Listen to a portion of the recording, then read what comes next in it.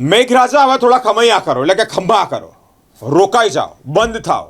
આવી સુરતવાસીઓ અંતરથી કકડીને પ્રાર્થના કરી રહ્યા છે, કારણ કે આભ ફાટ્યું તેવી પરિસ્થિતિ છે.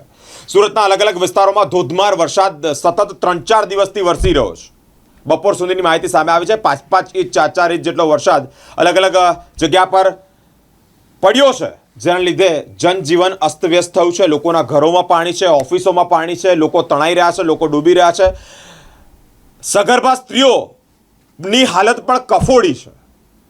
ગઈકાલનો જ એક વિડીયો સોશિયલ મીડિયા પર વાયરલ થયો કે છાતીમાં દુખાવાના કારણે એક વ્યક્તિને સ્ટ્રેચર પર લઈ જવા, છાતી સુધીના સ્ટ્રેચર પર લઈ જવા માટે લોકો મજબૂર બન્યા. ઇવન એટલું જ નહીં, વેપારીઓને પણ રડવાનો વારો આવ્યો છે. નાના વરાછા પાસે ટ્રાફિક જામના દ્રશ્યો છે.